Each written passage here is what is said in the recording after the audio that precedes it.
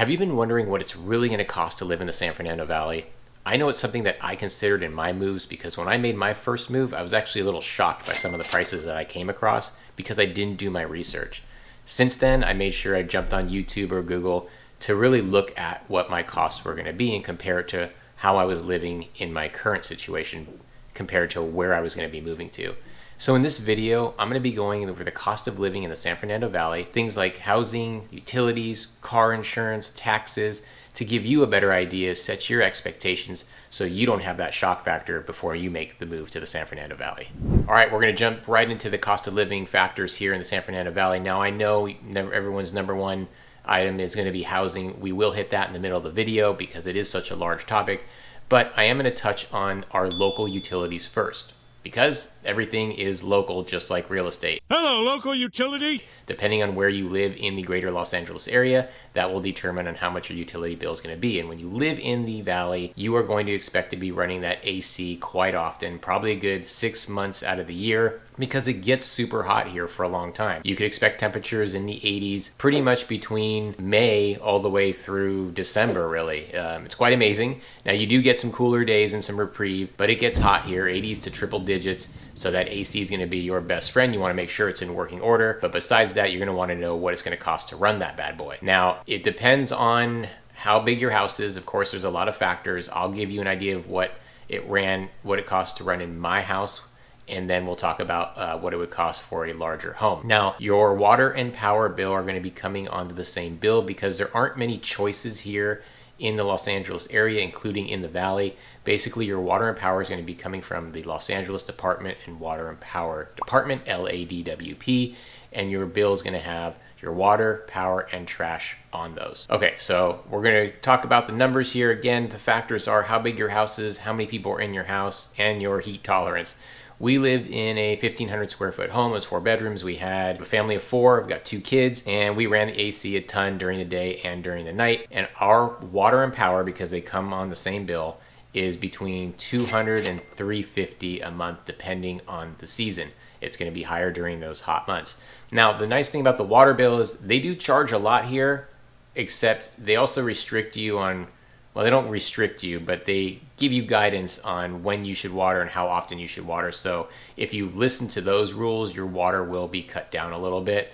If you don't, then your water bill is going to be higher. But water and power, $200 and $350 on a 1,500 square foot home. Now, if you're in a larger home, of course, you're going to expect these bills to be a lot higher. I've got clients in their homes that are in 2,000 and 3,000 square foot homes, and their bills are more like around $400 to $700 a month just for water and power and trash. So it can get up there really quickly. Now, that doesn't count if you have a pool. If you have a pool, you can probably add an extra $100 a month to that because your pool is an energy consumer. So it is expensive to run a pool, but if you're in the valley, there is a high chance that you do have a pool because it's a good way to cool down. It actually may be a way to save costs because if you can go outside, cut your AC off, and just jump in the pool for a while, you might be able to save a little bit of money there. So just be prepared for when you make the move to the San Fernando Valley.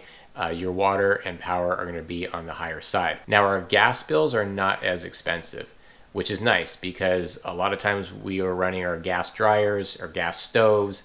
We don't have a lot of electric appliances being used here in the valley.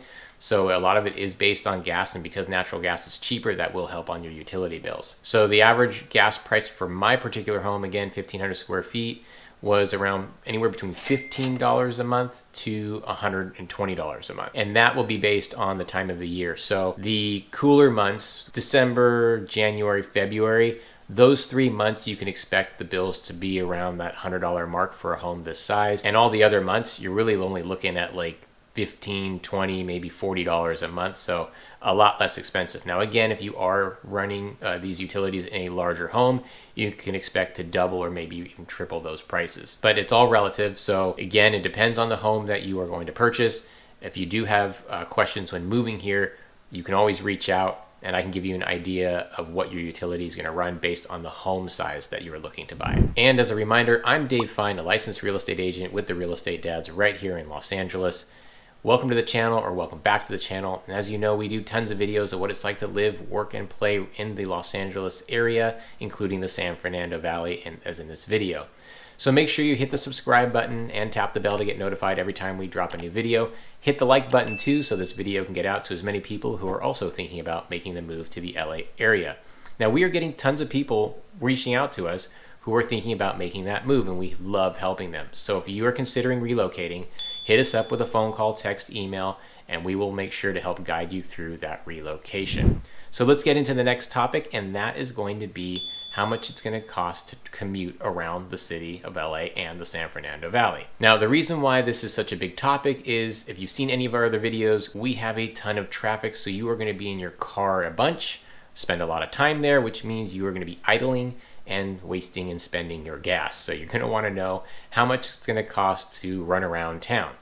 Now, gas prices in all of the LA County area vary. In the San Fernando Valley right now, as this video hits, we are around the $5.25 mark per gallon. Gas is so expensive. Gas is expensive here, especially when you compare it to the national average of $3.50 a gallon. Now, how much you spend total on gas? Well, that's going to be dependent on the type of car you have, how fast you like driving, and how far your commute is, because you'll be sitting in traffic for that much longer of time. But if you run an average of 10,000 miles a year, which is pretty typical in the San Fernando area, so you're going to be spending around $2,625 a year, which is roughly around $218 a month for gas. Now, compare that to the national average when you're spending $350 a month, which your annual costs will run you around $1,745 a year, which is around $145 a month. So you can see there is a little bit of a difference, and it does add up over time. But the reality is, I don't think that's what's going to really make or break someone making the move to the San Fernando Valley. It's certainly not why people are leaving the state. Now, during the peak times about a year ago, when gas prices were hitting up to almost $7 a gallon, yeah, that's when people were considering, well, this is a little bit too expensive compared to what's going on nationally, and people were considering making the move away from Los Angeles because of these gas prices. Now, when we're talking about commuting, that's not the only thing we need to consider, gas prices, but we also need to consider car insurance. Now, car insurance is really expensive in the San Fernando Valley. Now, they base it off zip code, and I don't exactly know their criteria or the algorithms, how they come up with these factors. I've been told by insurance agents that it's based on car theft and car accidents and speed rates.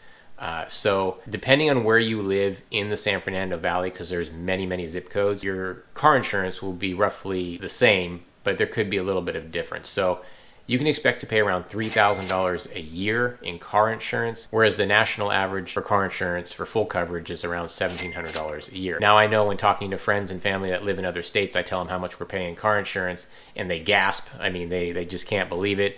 And that does add up over time. I mean, you can use that money for other things for sure. But again, I just don't know if that's going to make or break the idea of whether making the move to the San Fernando Valley, but you certainly want to be prepared and ready for that bump in cost for your car insurance. Okay, now let's talk about running around town. You've got somewhere to be, you got somewhere to go, you've got a park. Well, parking is super impacted right here in LA, so we also consider our parking fees. And in the San Fernando Valley, there are tons of parking meters and tons of parking garages that you all have to pay for. Rarely will you find that these things will be free, and yes, these things add up. They don't add up a whole ton, but it's like getting your coffee daily, right? If you'd stop getting a daily coffee at Starbucks, Coffee Bean, or whatever your local favorite place is, you can see how much money that adds up. Well, it's the same with these parking fees and these parking meters. They can run anywhere between 50 cents an hour all the way to $4 an hour. And depending on how long you're going to be at wherever you're going, that could add up and it can add up to be part of your daily costs with whatever outing you're doing. You also have parking garages where they can charge you by the day, and that'll run you anywhere between $15 and $25 for the day. Sometimes that is the better deal. If you do go to west over the hill and into the beach, your beach parking is going to be closer to around $20-25 for the day. So you want to add that when you're thinking about your beach excursion. But again, in the San Fernando Valley, because of how much we have parking impacted problems here, people are charging private lots, public lots, the city. They're all making their money off of the parking situation here. So just another factor to consider when you are commuting around. You also have valet parking, which is a really big deal in the San Fernando Valley and LA in general, is that because everyone knows it's hard to park here and people don't want to walk necessarily in Los Angeles, even though I don't know why, it's always bright and sunny out, that you can pay to have your car parked, and that's going to cost you an arm and a leg too, because that's going to run you around another $10, $20 just to valet park. Now, some sites, especially movie theaters and shopping complexes, they will offer validations. Even when you go to the doctor, you got to pay for parking, by the way, which is ridiculous. But the doctors will offer validations. But in some cases, it'll cover your whole cost for parking for the day. In most cases, it covers for about 25% to 50% of your parking fee. So you get a little bit of a break from those kind companies and kind facilities that will validate your parking. All right, now let's get into everyone's favorite topic, and that's housing. You may have seen some of this information in some of our other videos, but we're going to get into some details here for the cost of living video in the San Fernando Valley. Now, no sugarcoating it, just going to get into it. Housing is high here. The prices are high here. Prices are so high. Now, relative to the rest of the country, you're going to feel it. Relative to the rest of California, believe it or not, we are not the most expensive city to live in all of California, and we're not the most expensive nationwide, but we're definitely up there. Now, the San Fernando Valley does offer a little bit of a break when it comes to prices compared to places like in West LA or Beverly Hills, anywhere along the coast or the South Bay beach cities, or even some of the inland areas like Los Feliz and Echo Park. But the valley is vast. It's a large swath of land, about 300 square miles. So it really depends on where you're going to live in the valley. Now in this video, it's a little bit too much to get into all the details of the different neighborhoods and different zip codes and how much that's going to run you. For that information, I encourage you to reach out to us. We can give you a more detailed analysis of the specific valley location that you're considering to make the move in. You can hit us up. But for now, we're going to give you the general prices of the San Fernando Valley, and I will break it up between north of the Ventura Boulevard and south of Ventura Boulevard. Check out one of our other videos of why there is such a big difference. Now let's talk about single family homes in the San Fernando Valley. We're talking 3-bedroom, 2-bath, about 1,800 square feet. That's going to run about $975,000. Now let's compare that to other parts of California. First, we'll start off with all of Los Angeles. Now, if you combined all of Los Angeles, the median price is going to be $965,000. So you can see that San Fernando Valley is slightly above the median Los Angeles housing price. But again, because Los Angeles is so big, it really depends on the area that you're looking in. Now let's compare it to Santa Monica, a beach city that's pretty close to the San Fernando Valley.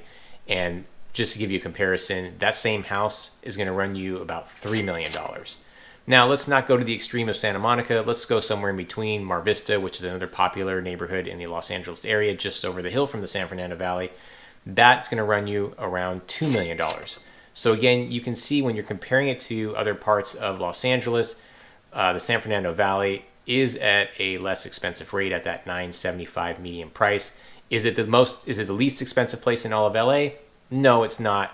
But certainly a lot less than many parts that you are considering making that move to. Now, let's say you're considering making the move to more of the Bay Area like San Francisco or San Jose and comparing it between the San Fernando Valley area. So we'll give you an idea of the comparison there. So in San Francisco, that same home is going to run you $1.3 million.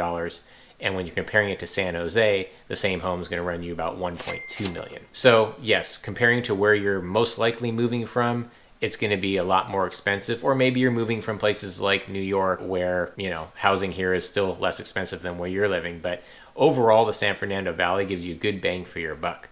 All right, so now let's talk a little bit about the difference between living north of Ventura Boulevard and south of Ventura Boulevard. Again, if you want to know why that's a big deal, check out one of our other videos about what it's like to live in the San Fernando Valley, and you'll have a better understanding. So if you want to live north of Ventura Boulevard for a single family home, the median price is going to be about $915,000, and a condo is going to be about $550,000. And if you're going to live south of Ventura Boulevard, your single family home is going to be a median price of about $1.9 million, and your condo is going to be about $770,000. So you can see even just between north and south of the boulevard that there's going to be a big discrepancy. Now, I'll give you a little bit of reason of why in this video, and that's because if you live south of Ventura Boulevard, you are in the hills, which means you have most likely a larger lot, you have potential for big views, a lot of the homes are newer, and you are just that much closer to the West LA area, including Beverly Hills and Hollywood and the beach. So it just makes for a more expensive place to live, just higher in demand. Now again, the valley is huge, so these prices vary. So if you want a little bit more detailed analysis or some information about the particular neighborhood of the San Fernando Valley that you're considering to move to, make sure you reach out to us, because they do make a difference between whether you live in the central part, the north, or the southern part of the San Fernando Valley. As a reminder, make sure you hit the subscribe button and tap the bell to get more videos like this when they pop out. If you're enjoying the video, make sure you hit that like button. Now let's get into another topic, which is daycare. And the reason why I bring up daycare is you may or may not have a family. I do, so I'm going to speak to that crowd right now. And daycare is important here because a lot of times in order to live in the San Fernando Valley, in all likelihood, you need a 2-income household. It's really hard to have a stay-at-home parent and also purchase a house and live the lifestyle that you want. So daycare becomes an important topic for many people, and it is expensive here. Now, I have experience with this directly.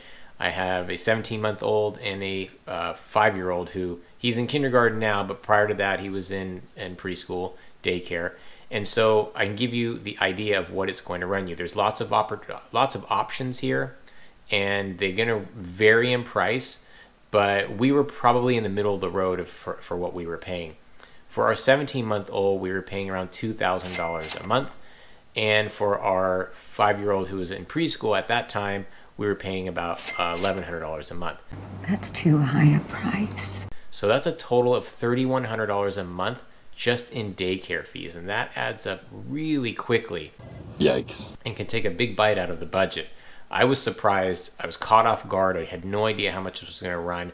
Oh, side note, if you are considering daycare, make sure you get on board. You even may want to contact these places before your child is born just to get on a waiting list, because there are waiting lists for almost every daycare in the area.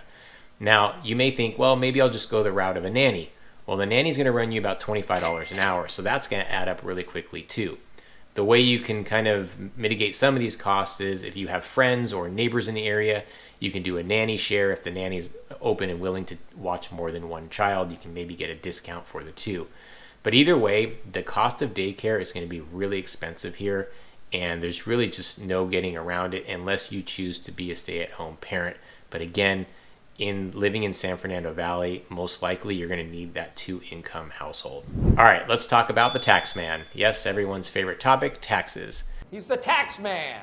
So depending on where you're moving from, that'll determine on what you think or how you feel about the taxes here in California and the San Fernando Valley.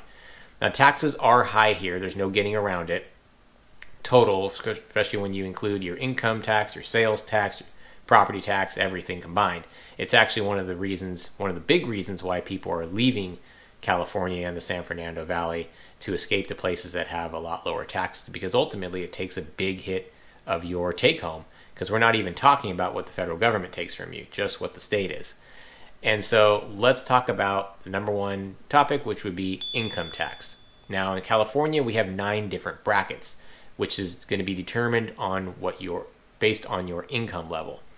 We're not going to talk about all 9 because that's going to be a very long video, but we'll talk about 2 of them. We're going to talk about the one that most people fall under in the San Fernando Valley, and then that income tax rate is going to be 9.3%.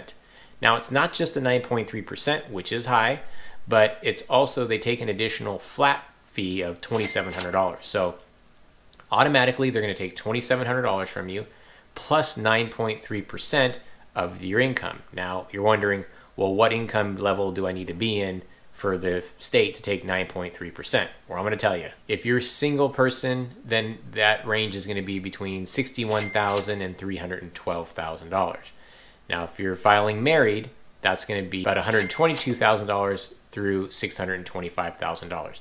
Now, just as a reminder and disclaimer, I am not a CPA. I'm not licensed to tell you how to do your taxes, and I've rounded some of these numbers. These numbers can easily be found if you do a quick search. But that is the approximate income brackets that you will face that 9.3%. Now let's talk about your highest tax income earners, because let's face it, if you're moving to the LA area in the San Fernando Valley, you may be someone who makes or earns quite a bit of money, and that top bracket's going to be your 12.3% of your income plus around $5,300. So again, they're going to take $5,300 from you plus a 12.3% of your income. Now you're wondering, well, what's considered your highest tax income earners?